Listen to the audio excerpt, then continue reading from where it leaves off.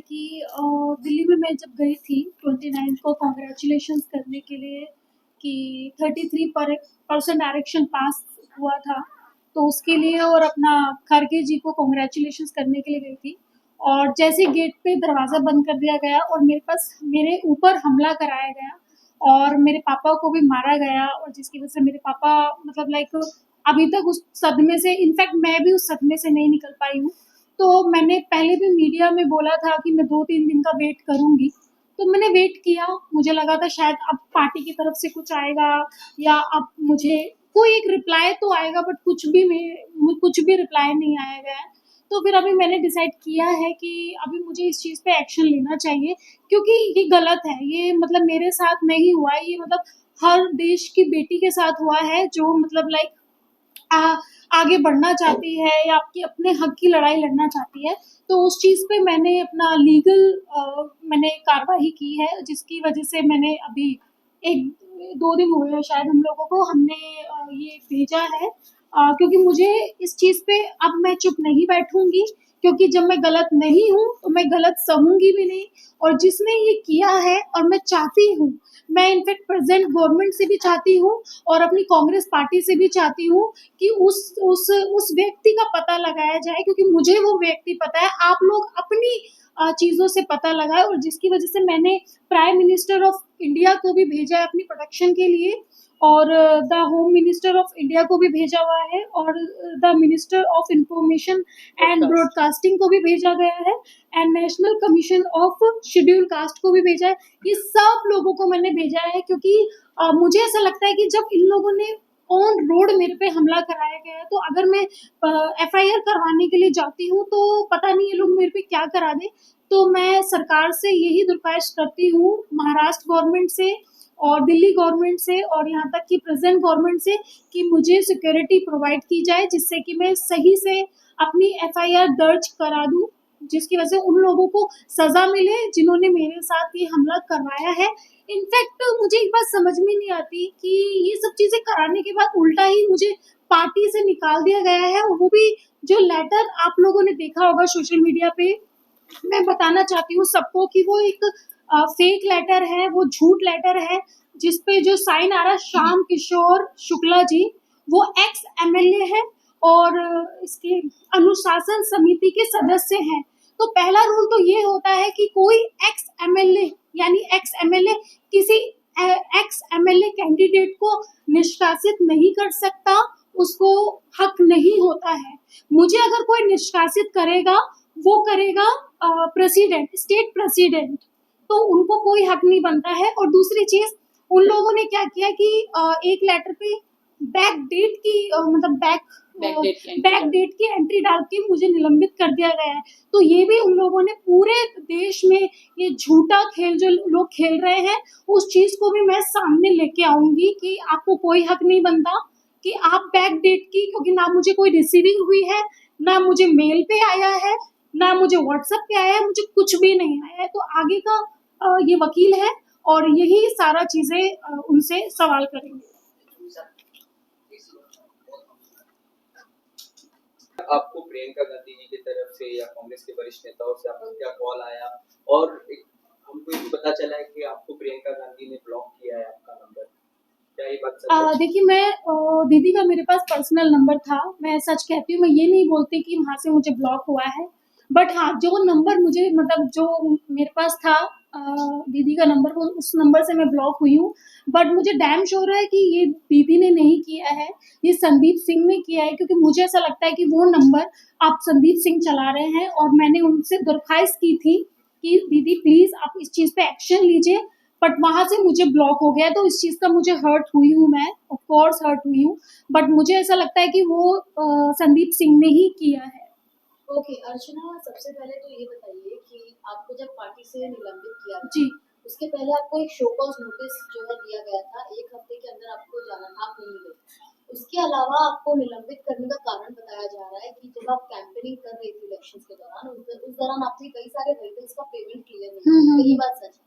इस बारे में पहले बताएं। पहली बात तो मैं ये बताना चाहती हूँ कि 1 हफ्ता पहले नोटिस आता है, मेरे पास कोई नोटिस नहीं आया, ना मुझे मेल पे आया, ना मुझे व्हाट्सएप पे आया, ना मुझे किसी भी चीज़ पे नहीं, कोई भी नोटिस नहीं आया। और दूसरी चीज़ जो ये आप लेटर देख रहे हो, मैं पहले भी बता चुकी हूँ, ये बैक डेट का ही उन्होंने डाल के निलंबित कर दिया गया था, क्योंकि मेरे को पार्टी से हटाने का सिर्फ अ, जो जिम्मा जिसे कहते हैं वो प्रदेश अध्यक्ष पे है, और उस टाइम पे प्रदेश अध्यक्ष कोई और थे, उनके मतलब उनके तहत ये लेटर पास नहीं हुआ है।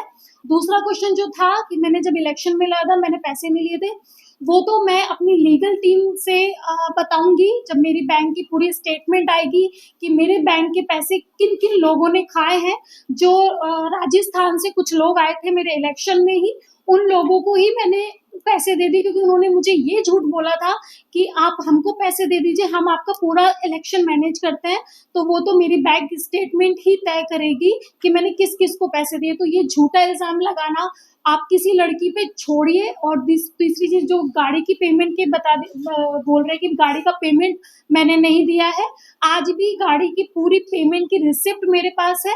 और चुनाव में एक किताब लिखी जो कॉपी होती है जिसमें आपको सारे बिल्स भरने होते हैं, तो उसमें वो बिल भरे हुए हैं, तो मेरे पास सारे सबूत हैं, और उसके लिए मेरे जो वकील हैं वो ही उनको इसका जवाब देंगे। सोहेल जी, लीगल टर्म्स पे जो आपने अभी शिकायत की है पीएम नरेंद्र मोदी जी से लेकर के महाराष्ट्र के सीएम तक और पुलिस कमिश्नर को, तो क्या लीगल टर्म्स में आपने सेक्शन के तहत आप करने वाले हो आगे? देखिए, हमने तो सबसे पहले अर्चना की तरफ से एक पुलिस कंप्लेंट डाली है दिल्ली पुलिस को। यह जो अर्चना ने आपको अभी दिखाया है पुलिस कंप्लेंट, जिसमें जो इंसिडेंट हुआ था इनके साथ 29/9 का जो इंसिडेंट था, हमने पूरा नरेट किया है। हमने honourable prime minister of India से लेके जितने भी दिल्ली के अधिकारी है सबको हमने ये कंप्लेंट लिखी है, जो अर्चना की तरफ से लिखी है कंप्लेंट। क्या क्या हुआ है, क्योंकि उस दिन के बाद से अभी तक इनको कुछ इंसाफ नहीं मिला था, कुछ चीजें इनके साथ हुई नहीं थी, ये भी काफी डिस्टर्ब चल रही थी जो इंसिडेंट इनके साथ हुआ था। तो उसके बाद जब ये हमारे पास आई और उन्होंने हमको बताया कि ये सब चीजें हुई है, तो हमने एज इट इज जो स्टोरी थी इनकी पूरी स्टोरी नरेट करके हमने यूनियन ऑफ इंडिया के जितने भी है, पुलिस कमिश्नर ऑफ दिल्ली से लेके प्राइम मिनिस्टर ऑफ इंडिया से लेके सबको हमने ये एक कंप्लेंट लिखा है और जो उन्होंने डिस्पैच किया है, क्योंकि ये इंसिडेंट दिल्ली में हुआ था तो इसीलिए हमने ये पूरा दिल्ली पुलिस को लिखा हुआ है। इंसिडेंट के हिसाब से एक एक चीज जो हुई है इनके साथ, जो उन्होंने कहा है, हमने पूरा ये दिल्ली पुलिस को लिखा के एक एक चीज इनकी जो चीज है, जो सच्चाई है, जो इनके साथ हुआ है और होने के बाद जो आरोपी है उन पे एक्शन नहीं हुआ है, हमने पूरा ये लिखा था। अब ये लिखने के बाद इसको हो गया है 2 दिन, हमने 9 अक्टूबर को लिखा है सबको, सब जितने भी जो अथॉरिटीज है, गवर्नमेंट अथॉरिटीज, पुलिस अथॉरिटीज को लिखा है। उसके बाद बट एक जो सबसे इम्पोर्टेंट जो सवाल आता है कि अर्चना जो आज बॉम्बे में है, उनको यहाँ पे भी काफी थ्रेट्स आ रहे हैं, चीजें इनको हो रही हैं कि कंप्लेंट नहीं कर रहे हैं, जो भी इनको आ रहे हैं, ये यहाँ से दिल्ली तक अपना स्टेटमेंट रिकॉर्ड करने जाएंगी कैसे, 1। एंड सेकेंड थिंग है कि ये स्टेटमेंट रिकॉर्ड करने के बाद एफआईआर कैसे कराएंगी, क्योंकि यहाँ से वहां तक का जाने का इनको लगता है कि इनको थ्रेट टू लाइफ है। तो इसलिए हमने ये आज एक कंप्लेंट आप देखेंगे, आज हमने जो प्रॉपर लीगल हमारे पूरे गवर्नमेंट महाराष्ट्र के सीएम से लेके ऑनरेबल पीएम तक लिखा है, और मुंबई पुलिस कमिश्नर को भी हमने ये लिखा है कंप्लेंट कि हमारी जो क्लाइंट है अर्चना, उनको ट्रैवल करना है दिल्ली, तो आप प्लीज हमें पुलिस प्रोटेक्शन दें, जिसको बोलते हैं ट्रांजिट प्रोटेक्शन। हमने इनका ट्रांजिट प्रोटेक्शन मांगा है कि यहाँ से जब तक दिल्ली लैंड नहीं होते हैं और दिल्ली लैंड होने के बाद जब तक इनका स्टेटमेंट रिकॉर्ड नहीं होता है, इनको पूरी पुलिस प्रोटेक्शन देना चाहिए, क्योंकि ये कोई आम कंप्लेंट नहीं है, ये बहुत ही बड़ी चीज है जो उन्होंने सब स्टेटमेंट में दिया है। तो ये चीज के लिए इनको हमने फुल प्रोटेक्शन मांगा है, जिनके लिए आज ये यहाँ पे भी बैठी है, क्योंकि हमने ये सबसे, आप देखेंगे सबसे हमने प्रोटेक्शन मांगा है कि आप इनको प्रोटेक्शन दिए और ये एज पर लॉ के लिए जो कार्रवाई होना चाहिए एज पर लॉ, ये जाए वहां पे दिल्ली में अपना स्टेटमेंट रिकॉर्ड करे, और रिकॉर्ड करने के बाद जो पुलिस जैसे एज पर लॉ अपनी जो कार्रवाई करे वो करे। तो हमको सबसे इम्पोर्टेंट है इनकी प्रोटेक्शन, जो हमने आज मांगी है। और आपने मुंबई पुलिस से क्या अपने दरखास्त की है? हमने मुंबई पुलिस से लेके कमिश्नर ऑफ पुलिस जिसको पावर है और चीफ मिनिस्टर ऑफ महाराष्ट्र को भी हमने लिखा है इसके अंदर कि हमारे जो क्लाइंट है उन्होंने एक कंप्लेंट किया है दिल्ली पुलिस के आगे, दिल्ली पुलिस में कंप्लेंट किया है अगेंस्ट जो इंसिडेंट हुआ है। तो हमने स्पेशल रिक्वेस्ट किया है कि इन्हें सिक्योरिटी प्रोवाइड की जाए यहाँ से लेके दिल्ली जाने, ये स्पेशल हमारा है। अर्चना, मैं आपसे जानना चाहूंगी, 33% रिजर्वेशन महिलाओं को मिलता है, आप एक महिला होने के नाते, सेलिब्रिटी होने के नाते आप जाती हैं कांग्रेचुलेट करने, एकाएक महिलाओं में ऐसा क्या गुस्सा भड़क गया कि वो आप पर ऐसे टूट पड़ी, और किस प्रकार आपके पिताजी तक को जो है वहां पर मैं देख रही थी, काफी खराब विजुअल्स, आपको ड्रैग किया जा रहा है, आप वहां से भाग रही हैं, जो भी है, क्या हुआ था एकाएक, ऐसा क्या बोल दिया आपने या फिर क्या हो गया कि वो सभी ऐसे बोल रहे थे? वो चीजें आपको सीसीटीवी फुटेज में दिखेंगी। जब कांग्रेस कार्यालय के बाहर 4 सीसीटीवी फुटेज लगे हुए हैं और जब मैं एफआईआर करूंगी तो of course police CCTV footage मांगेगी।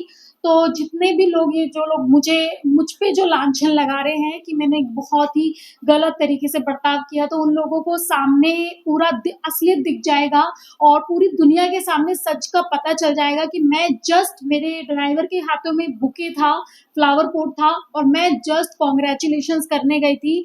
और ऐसा नहीं है, मैंने उनके पीए को, यानी जो संदीप सिंह है उनका भी कोई पीए है जो कि अभी बैठे हुए हैं, मंत्री बन के बैठे हुए हैं, उनको भी मैंने एक रात पहले यानी 28 तारीख को 10 बजे उनको कॉल करके इन्फॉर्मेशन बोला था कि मैं 12 बजे कॉन्ग्रेचुलेशंस करने जा रही हूँ। तो उसकी भी रिकॉर्डिंग्स मेरे पास है, उसका भी सारे सबूत मेरे पास है। तो जब एफआईआर होगी तब पता चल जाएगा। उनका नाम भी धीरज गुजर है। तो धीरज गुजर को जाने से पहले ही मैंने इन्फॉर्मेशन दे दी थी। तो उन्होंने संदीप सिंह को बोला और संदीप सिंह ने ये एक दिन पहले ही पूरा प्लान बनाया गया। और आपको इतना भी बता दूं, मेरे पास सारी फोटोज हैं। जो बसेस आई थी वो लखनऊ से और बरेली से आई हुई थी, उसमें महिलाएं भर भर के आई हुई थी, क्योंकि दिल्ली में ये सब चीजें कहते हैं कि क्योंकि वो राष्ट्रीय लेवल पे चला जाता, तो इन लोगों ने दिल्ली मतलब यूपी से यानी लखनऊ से गाड़ियां भर भर के औरतें बुलवाई थी मेरे पे हमला करवाने के लिए। तो ये सब चीजें आपको पता चलेंगी जब एफआईआर होगी और पुलिस जब अपनी कार्रवाई करेगी, तब आपको पता चलेगा कि उन लोगों ने मुझे मारने का प्लान किया हुआ था और उनका ये प्लान फेल हो गया। अच्छा अर्चना, जैसे कि आपने लास्ट टाइम बताया जी। था कि राहुल गांधी और प्रियंका गांधी से मैं बात करूंगी, तो प्रियंका गांधी का तो कहीं ना कहीं आप बोल रहे हैं कि फोन जो है ब्लॉक किया गया। नहीं, वो और उनका कंडीशन उनका क्या- फोन नहीं है, क्योंकि मैं इस पे संक्षिप्त टिप्पणी नहीं दे सकती। बट मुझे 110% पता है कि उनका फोन ही उनके पीए के हाथ में है। इस वजह से कि दीदी को ये बात पता ना चल जाए, राहुल गांधी जी को ये बात पता ना चल जाए, तो वो जो भी मेरे रास्ते में मैं मिलने की कोशिश करती हूँ वो उसी दीवार को हटा देता है। तो ये चीजें हैं। लेकिन कहीं ना कहीं ये इशू जो है जी। काफी सोशल मीडिया पे काफी सब लोग देख रहे हैं, जी। तो लोग भी तो देखते हैं कहीं ना कहीं, फिर भी आपसे डायरेक्ट कांटेक्ट नहीं ना कर पाना, इसके पीछे क्या रीजन मानते हैं? मुझे कहीं ना कहीं वो भी नहीं चाहते हैं, ये सिनारियो दिख रहा है, दिख क्या रहा है? मैं बता रही हूँ आपको क्या हुआ है। मैं ये तो अपने वकील को भी दूंगी और जज को भी दूंगी। इन लोगों ने एक कांग्रेस के जो कुछ लोग हैं, जिसे मैंने बोला हुआ है कि जो कांग्रेस का सिस्टम खराब कर रहे हैं, उन लोगों ने एक ब्रॉडकास्ट मैसेज डाला है जिसमें ये बोला गया है कि अर्चना को ऐसा बोलो, आप ऐसा ऐसा बोलो, अर्चना के लिए हम लोगों ने इतना किया है और ये ऐसा कर रहे हैं। मतलब लोगों से जबरदस्ती फोन करा रहे हैं और गलत गलत लिखने के लिए बोला जा रहा है। इसके भी सारे सबूत मेरे पास है। तो मे भी ये भी हो सकता है कि राहुल गांधी जी और प्रियंका गांधी जी को मेरे बारे में गलत बोला गया हो संदीप सिंह के माध्यम से, जिसकी वजह से वो शायद उस चीज को सीरियसली नहीं ले रहे हैं।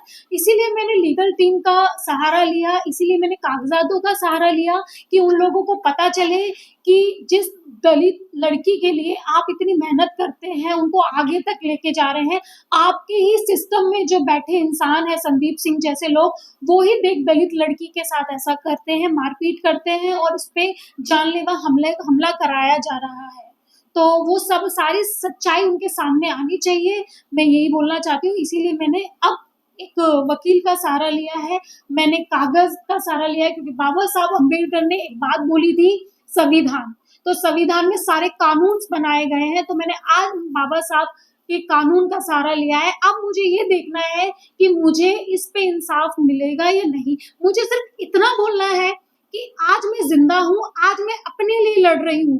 कल को अगर मैं मर जाती तो सब लोग अपनी अपनी राजनीति करने सड़क पे उतर जाते कि एक दलित लड़की की हत्या की गई है ऑन रोड पे, और सब लोग अपनी राजनीति करते, चाहे वो कोई सी भी पार्टी से हो। तो मैं बस उन नेताओं से, उन बड़े बड़े नेताओं से सिर्फ ये पूछना चाहती हूँ कि आज मैं जिंदा हूँ, ये मेरी माता रानी शायद मेरे साथ है, या मेरे माता पिता मेरे साथ है, जो मैं आज जिंदा हूँ। अगर आज ही मैं मर जाती तो आप सब लोग राजनीति पे उतर जाते। तो आज सारे बड़े नेता क्यों चुप बैठे हैं, क्यों नहीं बात कर रहे? मैं खरगे जी से भी बोलना चाहती हूँ, क्या आपको नहीं दिखता है कि मेरे साथ गलत हुआ है? खरगे जी, राहुल गांधी जी, क्या आपको नहीं दिखता है? आप इस चीज का पता तो लगाइए, आप किसी की बातों में क्यों आते हैं?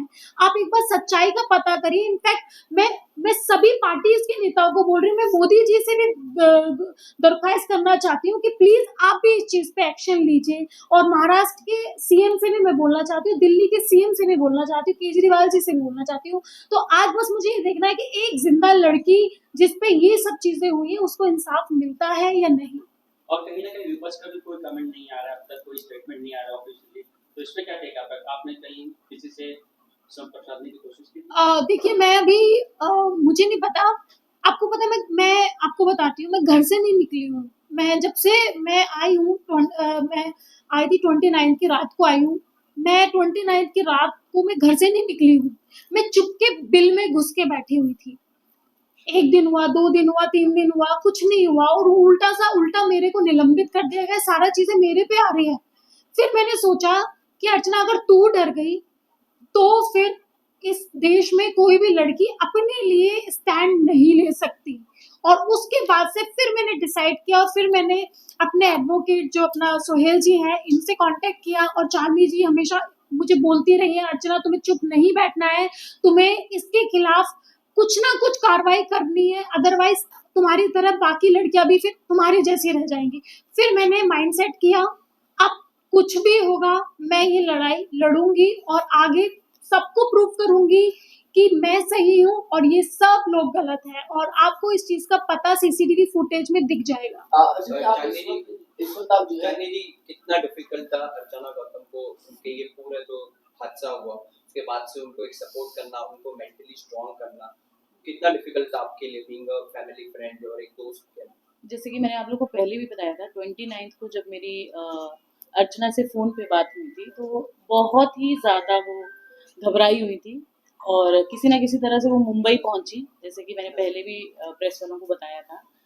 पर जब मैं उससे मिली तो जो उसकी कंडीशन थी, एक सहमी हुई लड़की, जिसको आप सबने देखा है कि वो बहुत ही बोल्ड है, अपनी बात को हमेशा रखती है सबके सामने। जैसे कि इसका बिग बॉस में भी एक इंसिडेंट हुआ था, जिनको ये दीदी बोलती है प्रियंका गांधी जी को लेके, उस पर भी इसने पूरा एक्शन लिया था। बट जब मैं 29 तारीख वाली अर्चना से मिली तो वो एक डरी सहमी लड़की, जिसके साथ एक बहुत बड़ा हादसा हुआ है और जिसके ऊपर देश की महिलाओं ने, सबसे मतलब अचंभे वाली ये बात है, देश की महिलाओं ने, उसी पार्टी के लोगों ने जिन्होंने इसके साथ 2 साल पहले काम किया था, एक दलित लड़की को लेके आए थे, एक चेहरा इनको बनाया गया था कि आज दलितों की जो लड़की है वो भी खड़ी हो सकती है, उनको भी आगे आने का पूरा हक है।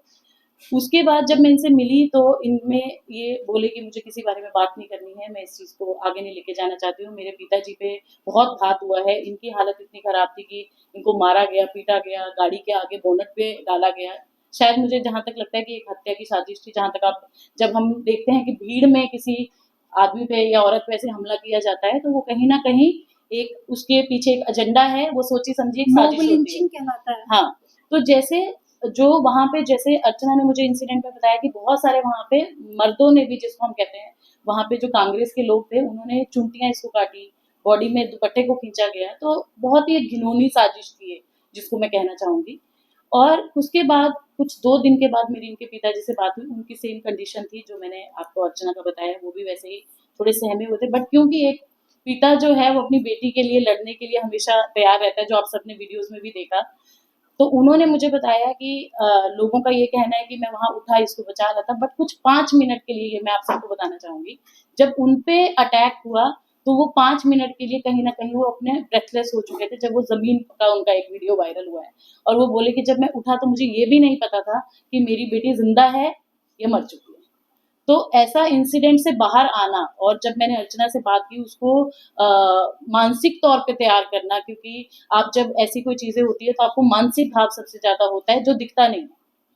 शारीरिक घाव आपको दिख जाते हैं पर मानसिक घाव आपको कभी नहीं दिखते हैं। तो ये हमने डिसाइड किया, और मैंने भी और मेरी फैमिली ने भी, कि हम अर्चना को सपोर्ट करेंगे। और मैं पहले दिन से, जब 29 को मेरे सामने ये बात आई थी, मैंने भी डिसाइड किया कि एक औरत को एक औरत के काम आना पड़ेगा, हम लोग को आवाज उठानी पड़ेगी इस इंसिडेंट के ऊपर, क्योंकि आज अर्चना है जिसका नाम है, आप सब उसके नाम पे बात भी करते हैं, हम जैसे देख रहे हैं कि देश दुनिया में अभी ये पूरा जगह पे ये बात हो चुकी है। बट अगर यही उस कार्यालय के सामने शायद एक आम महिला होती या एक आम कार्यकर्ता होती, उसके साथ अगर ऐसा व्यवहार होता तो वो किसके पास जाती। तो ऐसे कुछ जो लोग इंसिडेंट हमारे देश में होते हैं उसके लिए वो सब समझा के हमने बातचीत की आपस में। इसने भी अपना पूरा पावर को इकट्ठा किया दोबारा कि ठीक है, आप सब बोलते हैं, आप सब मुझे साथ दीजिए और मैं ये लड़ाई लड़ूंगी। तो हमने पहली प्रेस कॉन्फ्रेंस की जिसमें हम सब ने आपसे बात की। बट उस प्रेस कॉन्फ्रेंस तक उसका कहीं ना कहीं माइंडसेट ये था कि कांग्रेस में क्योंकि एक महिला है प्रियंका गांधी, तो वो मेरी बात सुनेंगे, राहुल गांधी मेरी बात सुनेंगे, ये उसका आधार था उस प्रेस कॉन्फ्रेंस का। बट जब हमने 2 दिन तक लिटरली हमने वेट किया तो वो चीज नहीं आई, कहीं ना कहीं वहां से कोई जवाब नहीं आया। और जो निलंबन का आया वो आप सबने देखा, सब नेशनल मीडिया पे वो था और एक वो फेक लेटर और था डिलीट भी करवाया और डिलीट भी करवाया गया। हाँ। तो कुछ ऐसे और जो मैं ये भी कहना चाहूंगी, ये कहीं ना कहीं ये बात हमारी रह गई थी उस समय भी प्रेस कॉन्फ्रेंस में। अर्चना के साथ साथ जो दिल्ली में मीडिया की जो महिला कर्मचारी थी उस पे भी आप देखिए, उस वीडियो में आप देखिए बहुत सी लड़कियां जो माइक लेके वहां थी उनको भी पुश किया गया और उन्होंने जो इंडिया न्यूज पे जो पहली खबर ये आई थी उस लिंक को डिलीट करवाया गया with in a few seconds. तो वो उन्हीं महिलाओं ने, और वो जिस लड़की को पुश किया गया था उसके हाथ में माइक था इंडिया न्यूज का, ये मैंने खुद वीडियो में देखा है। इंडिया न्यूज और उसी लड़की को जोर से धक्का दिया गया था अर्चना के बाद। बहुत सारी वहां पे और भी थी, क्योंकि हम देखते हैं 10 जनपद 12 जनपद के आसपास हमेशा से खुद मैं दिल्ली से हूँ, तो वहां पे बहुत सारी पुलिस वैन्स होती हैं। तो उन्होंने वो कैप्चर किया पूरा और वो एक के बाद एक सारे न्यूज चैनल से उनको डिलीट करवाया गया। जो पहला न्यूज चैनल था वो इंडिया न्यूज था और हमने उस पर देखा भी कि अब वो अवेलेबल नहीं है, वो लिंक प्राइवेट भी हो गया। मेरे पास वो है। लिंक भी इनके पास है जो हमने मीडिया में दिखाया था। तो इस ये सब जब चीजें हुई उसके बाद हमने दोनों ने डिसाइड किया कि हम लॉयर को मिलेंगे। हम अब जो है हमें देश से कहीं ना कहीं जो जिनसे इनको उम्मीद थी वो नहीं पूरी हो रही है, तो अब हम कानूनी तौर पे लड़ाई लड़ेंगे। जैसे कि इन्होंने बोला कि अंबेडकर जी ने हमें ये सिखाया है कि आपको कहीं से इंसाफ ना मिले तो आप कानूनी लड़ाई लड़ें, जो मैंने आपको डॉक्यूमेंट्स दिखाए हैं सारे। और मैं कहीं ना कहीं शुक्रिया अदा करना चाहूंगी सुहेल जी का भी, इनकी पूरी लीगल फॉर्म का, जैसे इन्होंने हमें सपोर्ट किया और एक परिवार की तरह, एक लड़की जब सहमी हुई लड़की आपके पास आती है तो उन्होंने बोला कि हम आपके लिए लड़ाई लड़ेंगे। और इन्होंने उस दिन से डॉक्यूमेंट्स पूरे जो भी सोशल मीडिया पे थे वीडियोस या सब इन्होंने इन्फॉर्मेशन निकाली। अर्चना को इन्होंने बिठा के पूरी उनका जितनी भी उस दिन की वो थी बातें उनकी वो सब सुनी। और मैं अभी भी थोड़ा सा असमंजस में हूँ क्योंकि इनके पिताजी को हम नहीं ला पा रहे क्योंकि उनकी अभी भी तबीयत ठीक नहीं है। तो उनसे भी हम रूबरू कराएंगे आप लोगों को जैसे ही वो ठीक होते हैं। अभी उसका ध्यान ये भी है कि फैमिली में पापा पे ऑलरेडी इतना घात हुआ है तो दोबारा ये चीजें ना हो सके, तो अब हमारी रिक्वेस्ट ये है जो कि हमने पीएम मोदी को लिखा है, जो हम सब मोदी जी कह के जानते हैं, और मेरी तो उनसे हाथ जोड़ के रिक्वेस्ट है कि वो अपनी जो देश की बेटी है जो कि एक दलित है, उन्होंने हमेशा इस चीज़ की लड़ाई लड़ी है। हमारी जो प्रेसिडेंट हैं वो भी आप सब जानते ही हैं। तो मेरा उन सबसे दरख्वास्त है, दिल्ली सीएम से है, महाराष्ट्र सीएम से है, हमारी पुलिस से है कि जो लड़की इतने 10 दिन से जो आज डर रही है मीडिया के सामने या अपनी बात रखने में भी, तो आप कहीं ना कहीं हमें कानूनी तौर पे सपोर्ट करें। और यही उसका जो सपोर्ट है वही उसको आगे और बढ़ने में, ये कानूनी लड़ाई लड़ने में कहीं ना कहीं प्रोत्साहन मिलेगा उसको, अगर आप सब सपोर्ट करें। राइट। और साथ के साथ मेरे जो भी दलित समाज के जो कम्युनिटी है, जो समाज के लोग हैं, मेरे समाज के लोग हैं, उनसे भी हाथ जोड़ के निवेदन है कि अपनी इस बहन को, अपनी इस बेटी को न्याय दिलाने के लिए आप भी मेरा साथ दें। सुहेल जी, आप क्या बोलेंगे अब जब आप एफआईआर कराने वाले हैं या फिर जो भी जाएंगे अर्चना एफआईआर कराने, जो मुख्य ग्राउंड्स रहेंगे आपके वो क्या रहेंगे, कौन सी धाराओं पर जो है आप ये पूरा एफआईआर दर्ज करेंगे? देखिए, जो इंसिडेंट हुआ था उस दिन, तो उस इंसिडेंट के बेस पे जो काफी पूरे देश के सामने इंसिडेंट है, वो तो वीडियो इंसिडेंट जो है वो सबके सामने है। और जो विक्टिम है जो हमारे साथ आज बैठी है अर्चना, उनके पास जो हुआ है और उनके स्टेटमेंट के हिसाब से सेक्शंस, जो काफी ऐसे सेक्शंस तो हमने काफी सारे मांग किए हैं। जो मेन सब सेक्शन लगता है वो है 354, जो होता है जो आउटरेजिंग वुमन मॉडेस्टी होती है, हमने वो लगाया है। जितने भी लोग थे वहाँ पे, उसके साथ हमने अनलॉफुल असेंबली लगाया है, क्योंकि जब 5 से ज्यादा लोग एक जगह पे जब जमा हो जाते हैं या कुछ एक ऐसा इंसिडेंट करते हैं जिससे जो आसपास का पीस जो होता है उस पर होता है, और जो इंसान है जिसको प्रॉब्लम होती है, तो उस पर हम 143, 140 काफी सारी धाराएं होती है। साथ में हमने इनके ऊपर, क्योंकि ये एक दलित महिला है और she belongs to scheduled caste जो है जो पीछे, उसके भी बहुत सारे सेक्शंस होते हैं 3, 4, 5, उस स्पेशल एक्ट किया गया। तो हमने वो सब धाराओं के तहत एक एफआईआर दर्ज करने के लिए हमने रिक्वेस्ट किया है। हमें पूरी उम्मीद है कि जिस तरह इनका स्टेट, क्योंकि देखिए जो एविडेंस है वो पूरे देश के सामने है, ये कुछ छुपी भी बात नहीं है कि हम कह रहे हैं आप कह रहे हैं, वो एविडेंस सामने है। हम चाहते हैं प्रॉपरली इस एविडेंस के बेस पे पुलिस इंक्वायरी करे, इनका स्टेटमेंट ले, जैसा इन्होंने कहा सीसीटीवी होगा वहां पे, सीसीटीवी फुटेज प्रिजर्व जो है कांग्रेस के ऑफिस के सामने प्रिजर्व करे, और एज पर लॉ, हम कह रहे हैं एज पर लॉ आप एफआईआर दर्ज करें। डिफेमेशन भी क्या आप लोग करेंगे कि जिस तरह से डिफेम किया गया अर्चना गौतम को लेके कि इनको कांग्रेस से निकाल दिया गया एक फेक लेटर, उस पर भी आप जी वो अभी इन प्रोसेस है, हम उस पे अभी डिस्कशन चालू है हमारा, जो डिस्कशन करेंगे हम, और जो एज पर लॉ, जैसे मैंने कहा एज पर लॉ जो भी चीज बैठती है, जो चीजें होती है, हम जरूर करेंगे और इनको इंसाफ दिलाने के लिए हम पूरी कोशिश करेंगे। अर्चना, मेरा एक सवाल आखिरी सवाल मैं कहूँगी हिसाब से, कांग्रेस पार्टी का सिचुएशन आजकल हम सभी जानते हैं कहाँ पर है। आप पार्टी में इतने कुछ साल रही हैं, राजनीति में आप अभी सक्रिय हो ही रही थी कि ऐसी घटना हो गई। कांग्रेस पार्टी को लेकर आपकी राय बताइए, क्योंकि आपने जैसा बताया कि प्रियंका गांधी का उनका पीए आपको ब्लॉक कर दे रहा है, उनको नहीं पता चल रहा है। तो यानी अगर हमें कोई इशू एड्रेस करना हो कांग्रेस पार्टी के अंदर, तो क्या उसमें कोई मिडिल लेवल पे कोई भी हेल्प करने के लिए कोई कुछ है नहीं? मतलब आपको डायरेक्टली अगर न्याय चाहिए, इंसाफ चाहिए या फिर कुछ भी जस्टिस चाहिए, तो आपको डायरेक्टली राहुल गांधी और प्रियंका गांधी को ही कांटेक्ट करना है। यानी इसके अलावा जो पूरा ढांचा है कांग्रेस पार्टी का वो कमजोर है, आप ऐसा आप बोलेंगे? उन तक भी नहीं पहुंच पाते हैं, क्योंकि जो मैं यही बताना चाहती हूँ। देखिए, राहुल गांधी जी बहुत अच्छे नेताओं में से एक आते हैं, प्रियंका गांधी जी भी और सोनिया गांधी जी भी। बट जो प्रॉब्लम आ रही है वो जो ये मीडिएटर बैठे हुए हैं, जो इनके पीए बन के बैठे हुए हैं, जो कि अपने आप को ये प्रियंका गांधी समझते हैं, अपने आप को ही राहुल गांधी समझते हैं, तो इनके माध्यम से वो चीज़ पास आउट नहीं होती है। तो वो उसी चीज़ में लटके रहते हैं। जैसे कि इन लोगों ने मेरे पे जो इल्ज़ाम लगाया है वो ये लगाया है कि उस दिन मैं गुंडों को लेके गई थी मारपीट करने के लिए। ठीक है, हमने आपकी बात मानी है, बस एक बार सीसीटीवी फुटेज दिखा दीजिए तो आपको खुद पता चल जाएगा कि गुंडे मैं लेके गई थी या आप लोगों ने गुंडे भेजे थे, जो कि औरतों के आड़ में मुझे चूटी काट रहे हैं, मेरे बैक पे मार रहे हैं, मेरे बाल खींच रहे हैं, मुझे थप्पड़ मार रहे हैं, ये सब चीजें कर रहे हैं। तो ये चीजें आपके सामने आ जाएगी। और दूसरी चीज, उन्होंने ये भी बोला कि जब मुझे पार्टी से निकाल दिया गया था तब आप क्या करने गई थी वहां पे। तो मैं आपकी बात सही मानती हूँ। पहली बात तो ये फेक लेटर है, मुझे कोई पार्टी से नहीं निकाला गया था, क्योंकि मेरे पास कोई नोटिस नहीं, कुछ नहीं, कुछ नहीं। चलो, अब मैंने आपकी बात मान ली कि आपने बोला मुझे निकाल दिया गया, ठीक है। तो आप जैसे कांग्रेस ऑफिस है, तो ये जनदाता ऑफिस जिसे बोला जाता है, जहाँ पे जनता की सुनी जाती है, जनता दरबार जिसे बोलते हैं। तो मैं भी जनता हुई, मेरे हाथ में बुके है, तो मैं जा रही हूँ जस्ट कॉन्ग्रेचुलेशन करने। एक नॉर्मली जनता के साथ आप ऐसा करेंगे? अगर कोई गरीब से या कोई दलित से या कोई किसी भी समाज से अगर कोई आपको कॉन्ग्रेचुलेशन करने आता है, तो क्या आप अपने ऑफिस के बाहर गुंडों को भेजेंगे मरवाने के लिए? ये कहाँ का जनता दरबार है? तो मैं यही बोलना चाहती हूँ कि खरगे जी को, कि इस चीज पे खरगे जी आपको सख्त से सख्त कार्रवाई करनी चाहिए और सच्चाई का पता लगाना चाहिए। इनफैक्ट मैं राहुल गांधी जी को भी मैं बोलना चाहती हूँ और प्रेजेंट गवर्नमेंट को भी मैं बोलना चाहती हूँ, इस चीज की जानकारी आप लगाइए, ये आपका काम है। मेरा जो काम था मैंने वो अपना काम कर दिया। अभी मैं हर किसी से लड़ नहीं सकती हूँ, जितनी मेरे में कैपेसिटी है मैं उतना कर रही हूँ। इनफैक्ट अर्चना जी, क्या आप अभी बॉलीवुड करियर पे अपने फोकस करोगी या अगर कोई पॉलिटिकल पार्टी आप दूसरी ज्वाइन करोगी? देखिए, इस चीज़ का मैंने अभी कुछ चीज़ें नहीं सोची है, क्योंकि मेरी लाइफ में अभी इतनी सारी चीज़ें हो रही हैं। और इनफैक्ट आपको ये भी बता दूँ, जैसे नवरात्रि आ रही है, तो मेरे पास काफ़ी सारे इवेंट्स आए हुए थे नवरात्रि के, वो भी मैंने कैंसिल कर दिया। क्योंकि देखो, वीडियो डालनी पड़ती है कि हाय गाइस मैं इतनी तारीख को आ रही हूँ, कल को वहाँ पे मेरा किसी इवेंट के ज़रिए मेरा कुछ हो जाता है। तो इनफैक्ट मैं अभी फ़िलहाल के लिए तो मैं इसी चीज़ पे फ़ोकस कर रही हूँ, क्योंकि ये मेरे लिए अभी बहुत इम्पोर्टेंट है।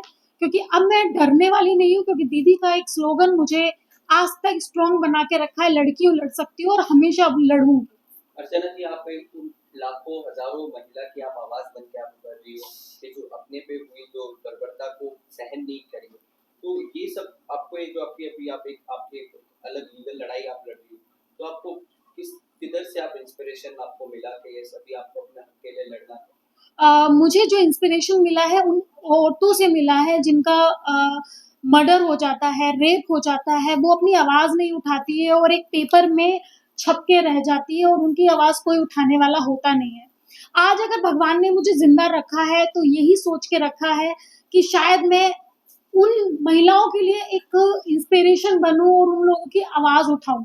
और आज जब तक ज़िंदा हूँ तब तक मैं आवाज़ उठाऊंगी और गलत को गलत बोलने में कोई गलती नहीं होती है और वही चीज़ मैं करूंगी। तो मुझे उन महिलाओं से इंस्पिरेशन मिला है जिनका रेप हो जाता है, जिनका मर्डर हो जाता है और कोई बोलने वाला नहीं रहता। उन महिलाओं से इंस्पिरेशन मिला है। अच्छा, ये जो आप बिग बॉस जीत के आई थी, मेरठ में काफी आपको सपोर्ट, काफी प्यार मिला था, काफी बैनरबाजी भी हुई थी, तो इस तरह से आपके साथ हादसा हुआ जिसमें क्या इसको लेकर मेरठ के जो आपको सपोर्ट करते हैं उसके द्वारा और उनके मेरठ की सरकार द्वारा कोई अपील आई या कोई सपोर्ट हुआ?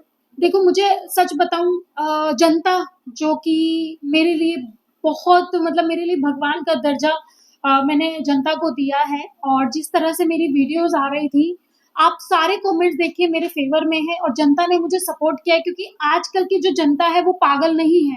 सोशल मीडिया पे सब कुछ दिख जाता है, सच का सच, पानी का पानी पता चल जाता है। तो जनता ने मुझे बहुत सपोर्ट किया है, बहुत सहयोग दिया है। तो मैं यही चीज़ें मैं जनता पे छोड़ती हूँ कि मुझे जनता ही इंसाफ दिलाएगी, मुझे उन पे भरोसा है। क्या महाराष्ट्र कांग्रेस से कोई सपोर्ट मिला? उसी के लिए मैंने वही पहले भी दिया बोल है। चुकी है कि उसी चीज़ के उसी लिए के लिए मैंने दिया ये है। दिया है और इसीलिए मुझे इतना लेट हुआ है क्योंकि मैंने 2-3 दिन का टाइम भी दिया था कि कुछ मुझे वहाँ से कोई कॉल आए या कोई मैसेज आए, बट कहीं से कुछ भी नहीं आया तो मैंने ये लीगल एक्शन कार्रवाई की। लेने का निर्णय किया है। Thank you. Thank you. Thank you.